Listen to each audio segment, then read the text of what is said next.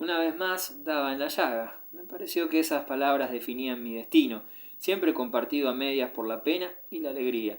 La cruz pesaba sobre mis hombros, aunque en mi corazón resonaron campanas de eterno aleluya. Jerónima, avisada a la mañana por Paolino, no se había preocupado ni mucho ni poco por su elegancia. Una bonita esclavina, viejo presente de la hermana del antifascista muerto, se mantenía sujeta al cuello de su vestido con la única alhaja que poseía, un broche de plata que le había regalado el padre el día de su primera comunión. Para ir ataviada por muertos y vencidos, Jerónima estaba no menos pletórica de vida y de sereno dominio que le era propio, y que esa noche conjugaba extrañamente con la turbación de toda muchacha que afronta el mundo por primera vez. También por vez primera tenía medias de seda, sin duda compradas ese mismo día en el pequeño mercado de Vía San Giovanni. La hallé tan encantadora que mientras bajábamos juntos la escalera no tuve el menor recuerdo para esos muertos que la habían amado antes que yo, ni para el prisionero desaparecido, ni para los perseguidos de la víspera, detrás de cuya puerta una celosa madre continuaba apostrofando a su prole con ayuda de todos los diminutivos sicilianos del nombre de Salvador. Toto, Totuccio, Turrito. El aleluya cubría todo lo demás, aún el recuerdo, aún la sombra de la cruz.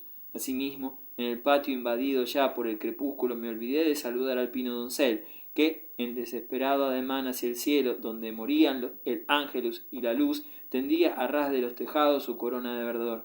Había olvidado mis obligaciones a causa de la felicidad con la que me colmaba la belleza de Jerónima, o era acaso por el vano placer de presentarla a la marquesa, gozar con la sorpresa de ambas y arrastrarlas a una imprevisible aventura. Fue un instante encantador. Entre las diversas actitudes que la situación le hubieran permitido, Lala se decidió sin vacilar por la más franca cordialidad.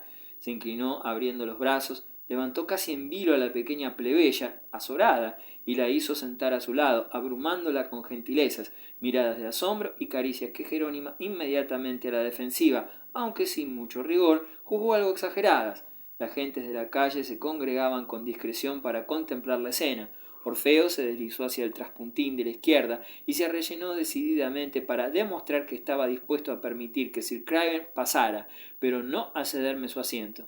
Me disponía a subir al pescante cuando Lala nos ordenó que bajáramos. Prediquemos con el ejemplo. Somos muchos para el pobre caballo. Que los jóvenes sigan a pie hasta el tope de la cuesta. Orfeo obedeció a regañadientes. Sir Craven quiso mostrar mayor solicitud, pero la marquesa lo obligó a permanecer frente a ella para explicarle al fin sus proyectos. Orfeo estaba doblemente irritado, pues se lo excluía de una conversación que a su juicio Lala no sabría conducir a buen puerto si él no acudía en su ayuda. Que se las arregle sola, refunfuñó a reunirse conmigo detrás del coche. Enfilamos vía Cerimundana. Me dije que en efecto la presencia de Orfeo era quizás necesaria para compensar con cierta apariencia de misterio y de profundidad la facundia algo descosida del ala. Esa misma mañana había leído a la perfección la página de los Fioretti, que tanto nos había conmovido, aunque saltaba a la vista que no creía una sola palabra de ella. Pero la sonriente ligereza del ala no era menos necesaria, por cierto, para compensar la arrogante frialdad de mi compañero, que marchaba dando zancadas a pocos pasos de mí, sin concederme la menor atención. Yo ni intenté disipar su mal humor, por miedo a que aprovechara la circunstancia para hacerme preguntas indiscretas sobre Sir Craven y Jerónima, acerca de quienes, dicho sea de paso, la opinión de Orfeo no admitía dudas. Para él, ellos y yo no éramos otra cosa que morralla deleznable. Por vía Novicela y vía Druso llegamos a ese barrio de viejos y melancólicos jardines que tanto me gustaban, donde el crepúsculo y la estación parecían menos avanzados y menos rápido el paso del tiempo. Precedidos por el zarandeado vehículo cuyos pasajeros quedaban ocultos a nuestros ojos a causa de la capota mal plegada, hubiérase creído que escoltábamos un pobre y tardío cortejo fúnebre. No faltaban chiquillos que interrumpieran sus juegos ante nuestra proximidad, que también con chillidos agudos era anunciada por los pajarillos. Lo malo, me dijo de pronto Orfeo, está en que no hay forma de pasarlo sin mujeres. ¿Usted para qué se ha enredado con esa chiquilla? Para casarme, respondí, si Dios quiere. Orfeo lanzó una carcajada tan sonora que Jerónima tendió el cuello y miró hacia nosotros por encima del grueso pliegue de la capota. La tranquilicé con una sonrisa, pero después me dijo que la risa de Orfeo había retumbado como funesto presagio en medio de una frase de Sir Craven. En aquel momento mi amigo trataba de interesar a la marquesa por mi suerte, y ella de interesarlo a él por la suerte de los animales, en algo así como un duelo verbal del que Jerónima, muda de estupor y de timidez, apreció tan solo la absurdidad hasta el instante en que se había dado cuenta de que mi porvenir era la recompensa. Fue entonces cuando Orfeo, con su risa, hizo cundir la alarma entre las calmas arboledas de Vía Latina, cuya cuesta íbamos remontando. Calzado, con zapatos de fina cabritilla, Orfeo arrastraba los pies sobre los gastados guijarros del pavimento. Por mi parte, acorté la distancia que me separaba del coche y oí exclamar al ala: libreta de trabajo, ¿qué importa si Jimmy acepta trabajar conmigo? Sobre entusiasmo a su edad, y para vos también, dear, tenemos trabajo en ciertas condiciones. Mi querida amiga, respondió Sir Craven, no me caben dudas de que el día menos pensado, gracias a vos, la zoofilia, lo mismo que la filantropía, ha de ser lo suficientemente próspera como para mantener a su hombre, pero hasta entonces Jimmy debe vivir, es decir, aprobar primero el examen y obtener los papeles que le hacen falta. Veamos, ¿a quién conocéis en las esferas influyentes? Me pareció que la charla, aunque había ganado en claridad, no evolucionaba favorablemente para mí, pero no me decidía a meter baza. Sir Craven, con la mejor de las intenciones, había abandonado muy pronto la farsa. Lara sabía ya cómo manejarlo. En lo alto de la cuesta, Orfeo alcanzó el coche y declaró con acento perentorio que no daría un paso más. Yo, por mi parte, sospechaba que habíamos equivocado el camino. Ambos ignorábamos que Lara había dispuesto este rodeo. Deseaba orar en San Juan de la Puerta Latina, antigua capilla aislada por una especie de patio campesino donde todo respira aún la pureza de los primeros tiempos. Entramos todos en el rústico recinto. Orfeo se desplomó en un banco de piedra y no quiso acompañarnos a la iglesia. Estaba desierta. Entre sus paredes desnudas reinaba evangélica paz. Descendía por las ventanas hasta las losas de alabastro, envolvía dulcemente las columnas gráciles y resistentes cual palmeras y bañaba los mosaicos de los cosmati, que, único lujo humano en aquella casa de Dios, se extendían a nuestros pies como tapices de oriente, simétricamente sembrados de hiedra, violetas y narcisos. Todo allí proclamaba la suprema elegancia de la pobreza. Sin poder localizar su fuente, sentíamos en su plenitud la vibración de la belleza circundante. No me gusta esa mujer, me dijo Jerónima al ofrecerme agua bendita. Calcula demasiado. Empero fue a hincarse al lado de la marquesa. Ambas se cubrieron la cabeza con idéntico ademán, la una con su chal de seda artificial, la otra con su mantilla de fino encaje. Después bajaron la cabeza y oraron en voz baja, moviendo los labios según la costumbre de las mujeres de Italia. Sucedió entonces algo sin precedentes. Sir Craven a su vez se puso de hinojos. Al cabo de un minuto volvió a incorporarse y me dijo: por suerte, ese tipo se ha quedado afuera. Jamás me hubiese puesto de rodillas en su presencia. Delante de usted no me importa, pues he rezado por usted, por el buen éxito de su examen, aunque en el fondo no creo que le sirva. ¿Tan pocas posibilidades me concede?, pregunté. Observe esta iglesia, fue la respuesta. De todas las de Roma es la menos parecida a un teatro. Un sacerdote, hombre de buen gusto, la limpió de todo vestigio de idolatría. Sin embargo, aquí se siente con intensidad la presencia divina. Todo en ella es legítimo, testimonio una civilización de mármol y de pórfido, de lo sólido y lo raro. ¿Qué tenemos hoy en día? Una civilización de papel. Ahora bien, es más difícil dominar el papel que la piedra. Nos levantan, a guisa de monumentos, infranqueables murallas de papel, sin ventanas ni puertas, entre las cuales el hombre está cada día más prisionero, en tanto que se siente libre en esta iglesia de piedra.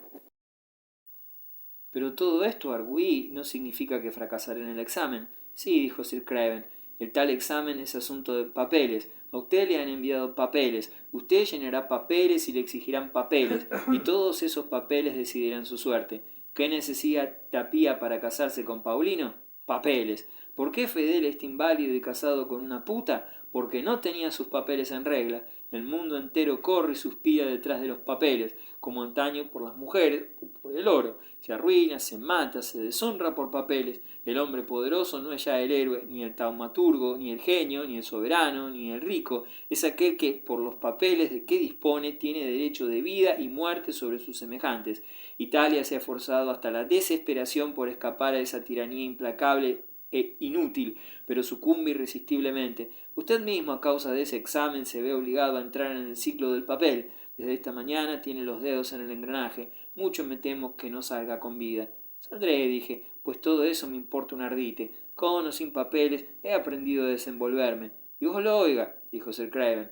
Las dos mujeres volvían persignándose hacia la entrada de la iglesia. Pero usted tiene enemigos, añadió Sir Craven precipitadamente. No retrocederán ante ningún obstáculo con tal de reemplazarlo. Y bien, tanto peor, dije. Sir Craven estaba tan nervioso que me trató sin consideración al abrir la puerta a la marquesa. Me era imposible creer que se sintiera tan inquieto ante la perspectiva del examen, simple formalidad que yo no lograba tomar en serio. Para mí no pasaría de ser un juego de azar cuyo resultado poco me importaba, y en mi fuero íntimo no me hubiese disgustado un revés que determinara un cambio en mi vida, pero a Sir Craven mi vida le gustaba tal cual era. Una vez afuera, subimos todos otra vez al coche, yo junto a la auriga. Este aprovechó para confesarme que tenía deseos de emigrar con su familia a la Argentina. Solo vacilaba en vender su caballo, que era toda su fortuna y su mejor amigo. Le respondí evasivamente. En la Porta San Sebastiano, la obra, la penumbra, el silencio, eran los mismos que señoreaban en el lugar la tarde de mi primera visita a Roma, cuando entré en la ciudad con Paolino y los uriquenses, exactamente antes de que Pía se separara de nosotros y de que yo distinguiera, por un instante apenas, a través del vidrio empañado del ómnibus, el rostro de Jerónima. Nada había cambiado y todo era distinto. Muchos recuerdos se confundían ya en la realidad, la reemplazaban. Las cosas habían perdido parte de su singularidad, no de su misterio. El misterio se había cobijado más profundamente en ellas, pero continuaba irreductible. Los modernos edificios que bordeaban el camino de cintura parecían siempre desiertos. Entre ellos y el parapeto imperial se extendía siempre de una y otra parte del viale ese espacio abandonado en el que yo había aprendido a reconocer el signo distintivo de la geografía romana, el inalienable dominio del genio local.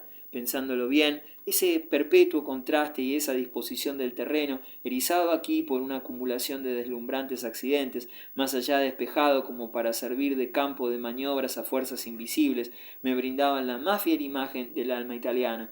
A menudo sentía en lo hondo de ella, aflorando en el intervalo de sus ímpetus aventureros, un vacío imposible de colmar y aún de explorar. Fuera de los límites entre los que su fantasía se replegaba y se difundía maravillosamente, la poblaba una vasta soledad, una especie de desaliento y horror de los que no le gustaba hablar ni darse por enterada. Yo no le deseaba mal alguno al patrón del garage. Era italiano. No era por traición que se desligaba de mí, ni tampoco por inconstancia, sino simplemente por cansancio. Me había visto demasiado. Su gusto por el riesgo había alcanzado en lo que a mí se refiere ese límite, más allá del cual todo se torna mortalmente fastidioso, lo mismo que al salir de la ciudad, tras las construcciones modernas, ya que no quedaba ante nosotros más que campiña desolada, una inmensidad enfadosa donde los acueductos mutilados trazaban en la lejanía grandes signos inútiles y donde más cerca de nosotros comenzábamos a distinguir sepulcros abandonados hacía mucho tiempo por las almas de los difuntos. Guardamos silencio.